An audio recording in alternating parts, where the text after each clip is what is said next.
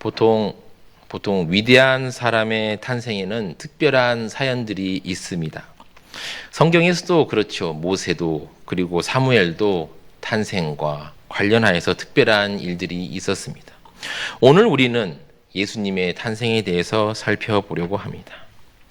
18절을 살펴보시면 예수 그리스도의 나심은 이러하니라. 그의 어머니 마리아가 요셉과 약혼하고 동거하기 전에 성령으로 잉태된 것이 나타났더니 라고 하였습니다. 이 마태는 바로 메시아의 기원, 바로 게네시스에 대해서 기록하고 있는데 18절은 그의 메시아됨을 강조하고 있는 절입니다. 예수님의 잉태는 어떻습니까?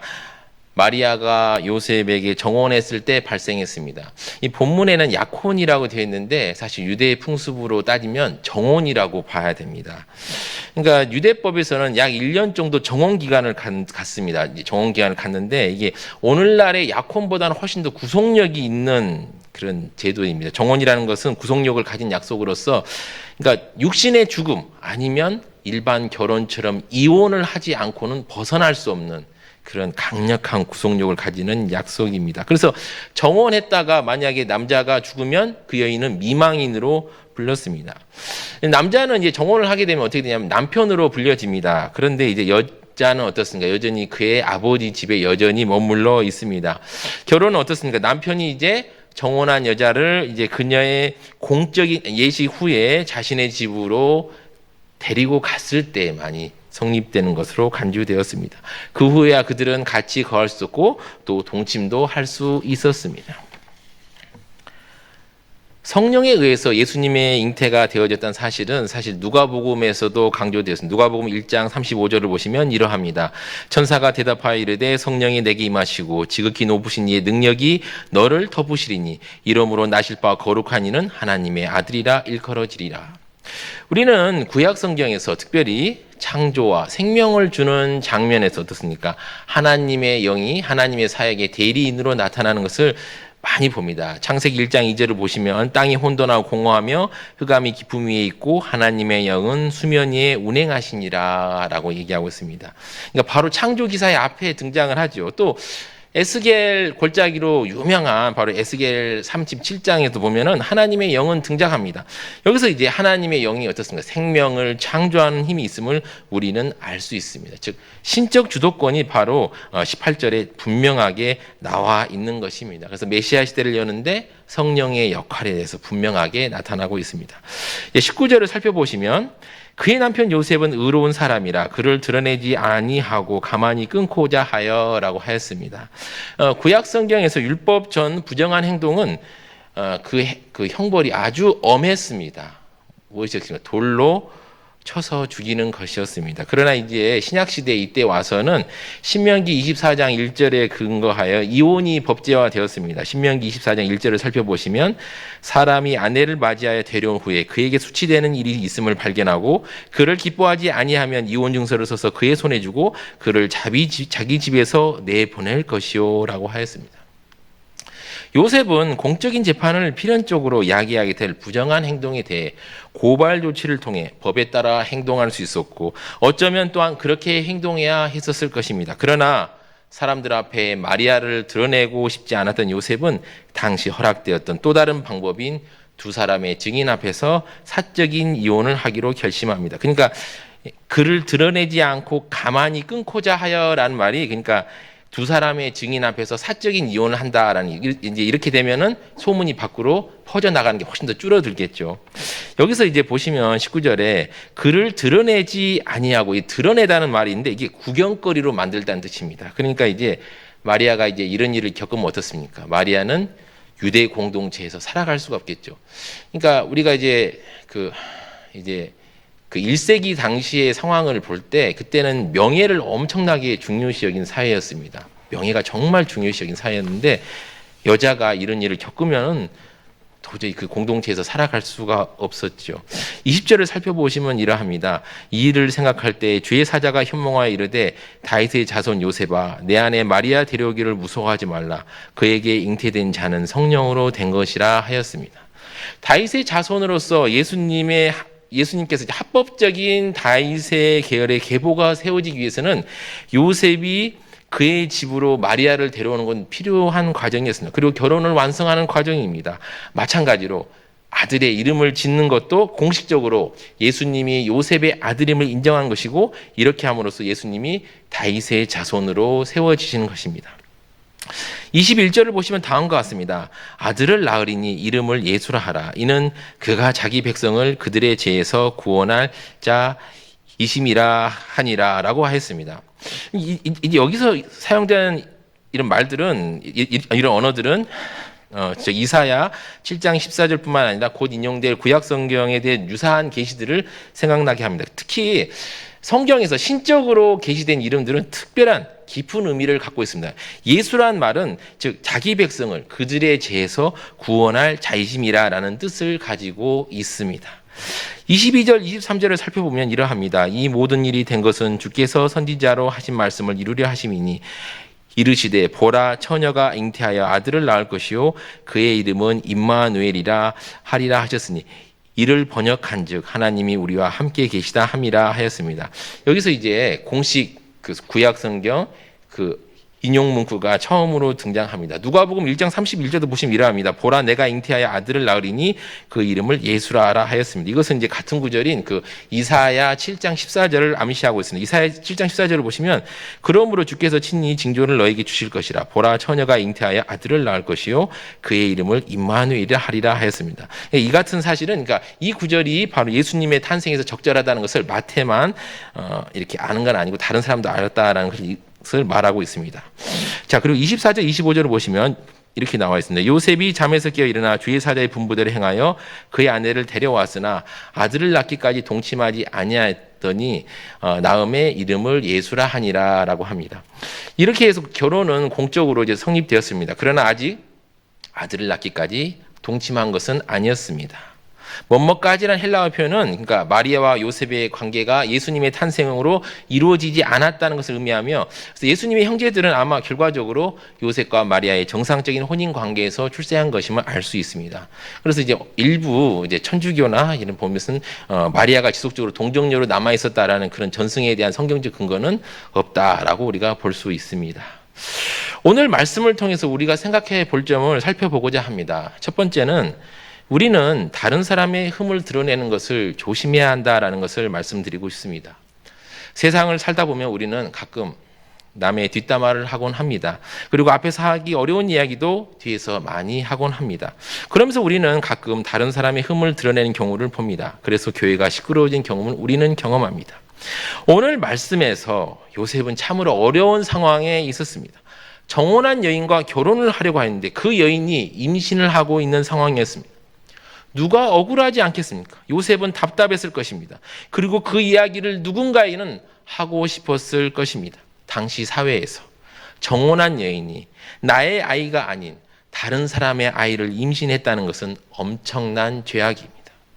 당시 상황에서 여성들은 참으로 어려운 처지에 있었습니다. 예루살렘 유다 여인들은 집 밖에 나갈 때 면사포를 가지고 얼굴을 가려야 나갈 수 있었습니다. 게다가 1세기 유대인 철학자 필로는 이렇게 얘기했습니다. 공개적으로 말하고 행동하며 전쟁을 수행하고 평화를 지키는 공적인 삶은 남자들만 위한 일이다.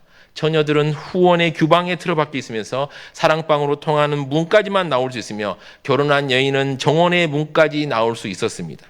결혼은 대부분 12살에서 13살 사이에 대부분 하는데 바로 여성들은 결혼 이후에 남편의 지배를 받고 있습니다. 특히 이러한 유부녀는 외부 활동에 많은 제약이 있었는데 얼굴을 가리는 면사포를 쓰지 않고 머리를 내놓은 채 밖에 나온 여인들은 미풍양속을 해치는 자로 간주되었으며 그녀의 남편에게는 그녀를 내쫓을 의무가 있었습니다.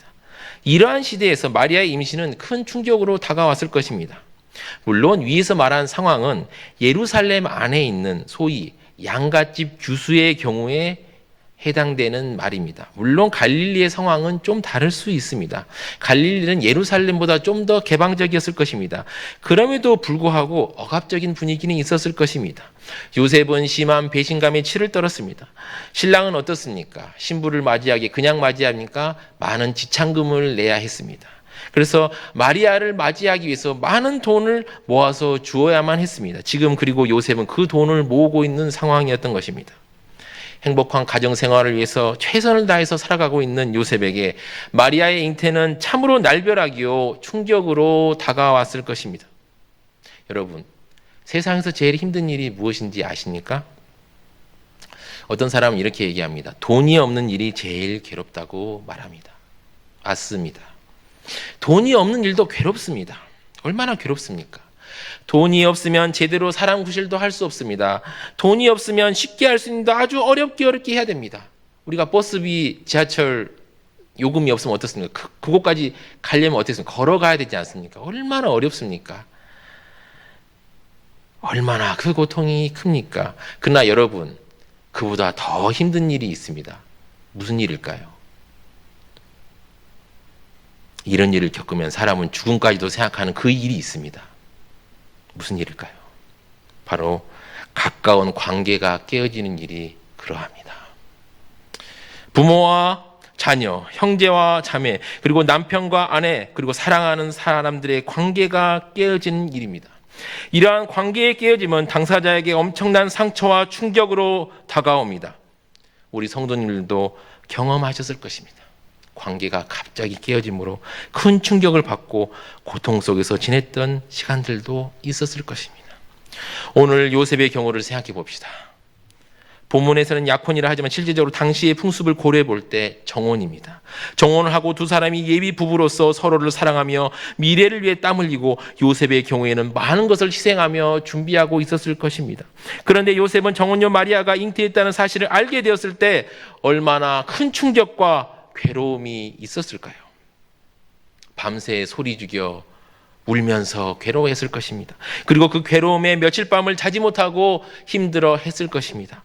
요셉은 억울했을 것입니다. 그리고 마리아가 미웠을 것입니다. 그러나 요셉은 마리아의 흠을 드러내지 않았습니다.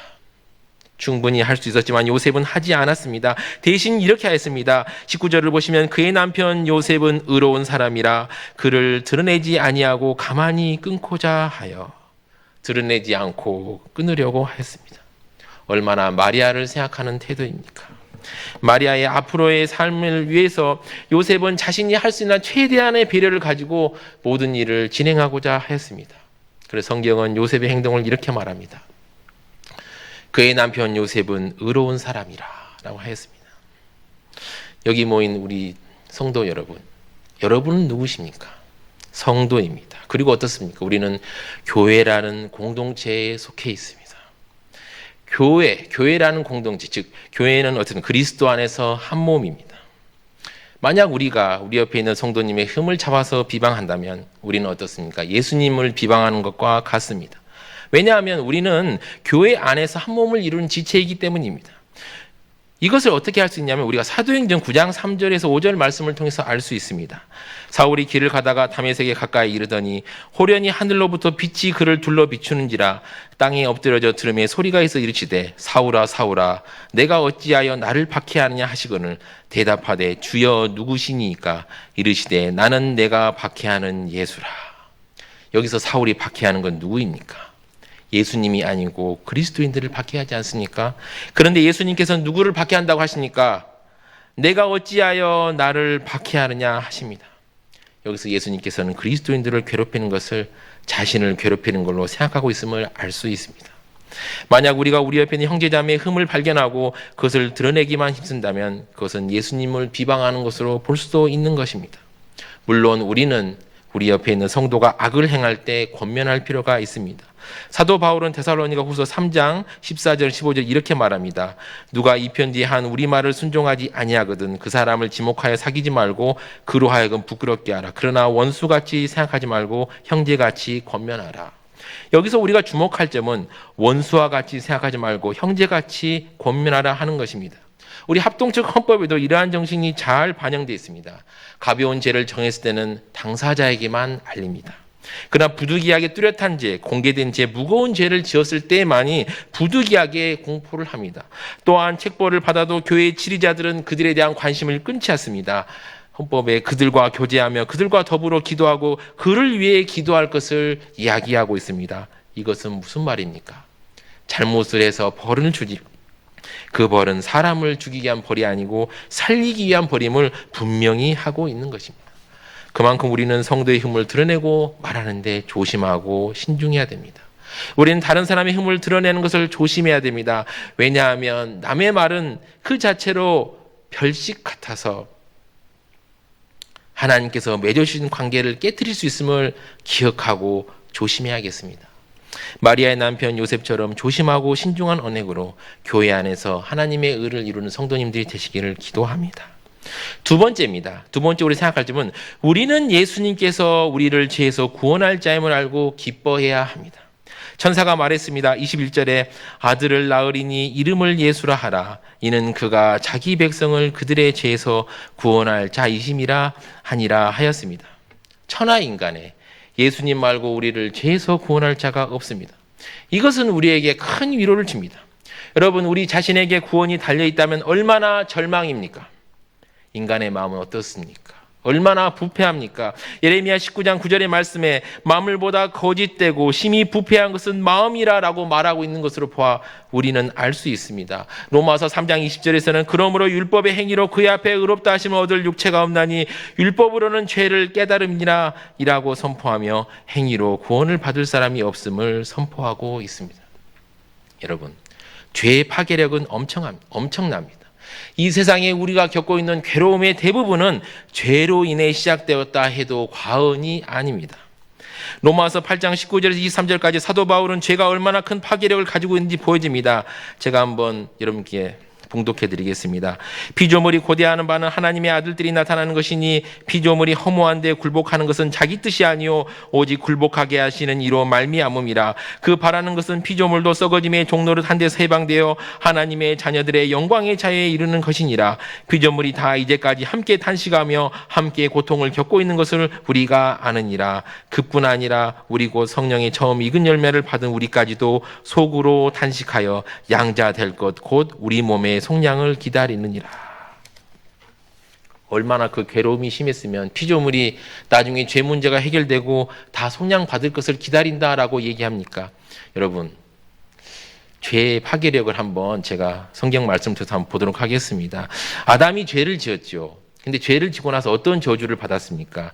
창세기 3장 17절 19절을 보시면 아담에게 이르시되 내가 내 아내의 말을 듣고 내가 내게 먹지 말라 한 나무의 열매를 먹었은즉 땅은 너로 말미암아 저주를 받고 너는 내 평생이 수고하여 그 소산을 먹으리라. 땅이 내게 가시덤불과 엉겅퀴를 낼 것이라. 내가 먹을 것은 밭의 채소인즉 내가 흙으로 돌아갈 때까지 얼굴에 땀을 흘려야 먹을 것을 먹으리니 내가 그것을 취함을 입었음이라. 너는 흙이니 흙으로 돌아갈 것이니라 하시니라 라고 얘기하고 있습니다. 사람이 죄를 짓기 전에 어땠습니까? 땅은 생명으로 가득 찼습니다. 그래서 어떻습니까? 그 넘치는 생명으로 생명의 소사물인 열매와 음식들이 그냥 손에 닿는 대로 나올 수 있었습니다. 그런데 이제는 어떻습니까? 땅은 저주를 받았습니다. 그래서 가만두면 가시덤불과 엉겅퀴를 낼 수밖에 없습니다. 여러분들 중에 혹시 농사를 지어보신 분은 아실 것입니다. 농사의 과정의 대부분의 일이 어떤 일입니까? 잡초를 제거하는 일이죠. 무슨 우리가 밭을 맨다라는 말도 사실은 잡초를 제거하는 것입니다. 심지어 이제 제가 시골 같은 데 가보면은 아예 잡초가 못 자라기 위해서 이렇게 비닐로 덮습니다. 땅을 덮고 그 작물이 심을 때만 이렇게 조그맣게 구멍을 뚫어놔요. 그런데 거기다 이제 씨를 심습니다. 그 정도로 잡초를 제거하는 일이 힘들죠. 그리고 농사의 주된 일인 것입니다. 이게 무엇입니까? 바로 죄의 결과인 것입니다. 이뿐이겠습니까? 인간이 넘치게 된 죄의 결과로 온 피조 세계가 고통을 받고 있습니다. 누가 우리를 죄에서 구원해 주시겠습니까? 오늘 말씀에서 천사는 담대히 선포하고 있습니다. 아들을 낳으리니 이름을 예수라 하라. 이는 그가 자기 백성을 그들의 죄에서 구원할 자이심이라. 여러분, 예수님께서 우리의 구원자가 되시니 얼마나 감사하고 찬양할 일입니까? 이것이 얼마나 찬양받을 만한 일인지를 제가 여러분들에게 계시록을 통해서 보여드리겠습니다. 요한계시록 5장 1절부터 5절까지 보시면 이러합니다. 한번 이건 같이 한번 읽어봤으면 좋겠습니다. 요한계시록 5장 1절부터 5절까지입니다. 네, 이건 조금 시간이 걸리더라도 한번 같이 한번 읽어보았으면 합니다.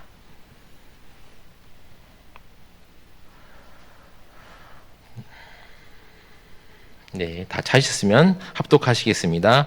내가 봄에 보좌에 앉으신 이의 오른손에 두루마리가 있으니 안팎으로 썼고 7인으로 봉하였더라.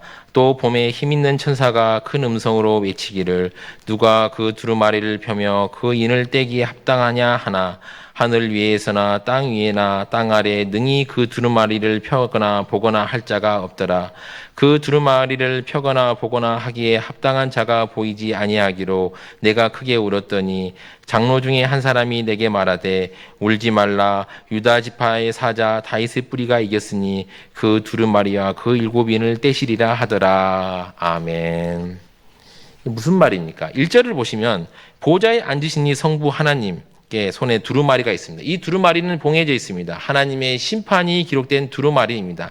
우리가 구약성의 에스겔 2장 9절 10절과 그리고 다니엘서 12장을 보시면 이 두루마리가 심판이 기록된 두루마리임을 알 수 있습니다. 2절을 보시면 천사가 말합니다. 누가 그 두루마리를 펴며 그 인을 떼기 합당하냐. 그러니까 누가 하나님의 심판을 시행하기에 합당한 자인가 물어보지만 답은 절망적입니다. 3절을 보시면 이러합니다. 하늘 위에나 땅 위에나 땅 아래 능히 그 두루마리를 펴거나 보거나 할 자가 없더라. 이 세상 땅이나 하늘에서도 그 누구도 그 심판을 시행할 자가 없는 것입니다. 그러자 사도 요한이 크게 통곡합니다. 4절을 보시면 그 두루마리를 펴거나 보거나 하기에 합당한 자가 보이지 아니하기로 내가 크게 울었더니.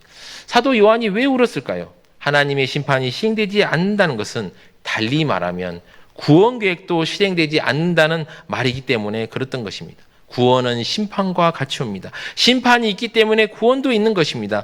요한은 그것을 알았습니다. 구원받지 못함에 울었던 것입니다. 그때였습니다. 5절을 보시면 이러합니다. 장로 중에 한 사람이 내게 말하되 울지 말라. 유다 지파의 사자 다윗의 뿌리가 이겼으니 그 두루마리와 그 7인을 떼시리라 하더라. 즉 예수 그리스도께서 심판주가 되셔서 그의 백성을 구원할 것을 말합니다. 계시록 5장 6절 7절에 예수 그리스도께서 심판주가 되시는 모습을 보여줍니다. 또 내가 또 보니 보좌와 네 생물과 장로들 사이에 한 어린 양이 서 있는데 일찍이 죽임을 당한 것 같더라. 그에게 7뿔과 7눈이 있으니 이 눈들은 온 땅에 보내심을 받은 하나님의 7영이더라. 그 어린 양이 나와서 보좌에 앉으신 이의 오른손에서 두루마리를 취하시니라. 바로 어린 양으로 상징되는 예수님이 심판주가 되십니다. 여러분, 궁극적인 구원은 궁극적인 구원은 어디서 이루어집니까? 바로 심판의 자리에서 이루어집니다. 계시록 20장 11절 15절에서는 이 심판의 광경을 생생하게 묘사하고 있습니다. 내가 크고 흰 보좌와 그 위에 앉으신 이를 보니 땅과 하늘이 그 앞에서 피하여 간 데 없더라.